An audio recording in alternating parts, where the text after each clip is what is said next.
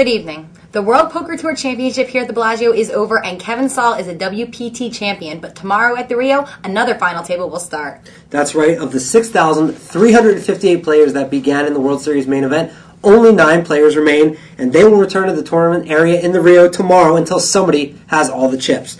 Last night they played until they reached the final table. We were all rooting for Scotty Wynn to have his second shot at a World Championship. Unfortunately, he fell a little bit short, and he came in 11th place. After devoting the last 6 days of their lives to poker, the final 9 sit down at the final table tomorrow at noon. To have made it through such a field is already a feat in itself. The chip leader going in is a native of Copenhagen, Denmark, and he lives currently in England. His name is Philip Hilm, and to date he has earned over $150,000 in tournament poker. He's 31 years old and he's an online poker pro.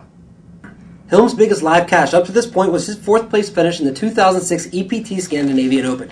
He walked away from that event with $90,000. Now he is here in Vegas guaranteed to earn at least 5 times that amount with his cash here in the World Series main event.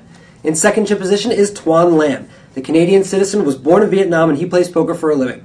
He cashed in the 2005 and 2006 World Series of Poker, but his total earnings were just over $10,000.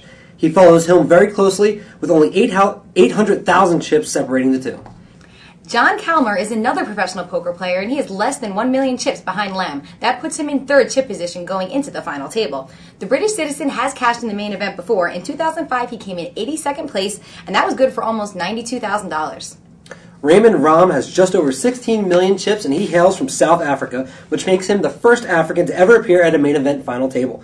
Up until now, he has not cashed in a major tournament here in the United States. However, he must have game since he has made it through one of the largest fields in tournament history. 5th in chips is Lee Childs, an American who has a BBA in Computer Information System and aspires to be a professional poker player. In 6th is a more well-known Lee Watkinson. Another American, he is a professional with the most lifetime earnings at this year's final table, and he has the most name recognition as well. Watkinson has almost $2.7 million in tournament earnings and has already cashed twice in this year's World Series. He holds one of the 2 World Series bracelets at the final table. He won it in last year's $10,000 buy-in pot limit Omaha event. He boasts an impressive 9 cashes in the World Series, and I have to think he's a crowd favorite. 7th in chips going into the final table is another U.S. citizen, 22-year-old Havad Rain Khan. He has also cashed twice at this year's World Series, and those are his only 2 major tournament cashes to date. He's made over $20,000 in the last month here in Las Vegas, and he's going to make a lot more than that once his final table is through. Jerry Yang, who is from California, is 8th in chips. He only learned how to play poker 2 years ago and won his seat into the main event.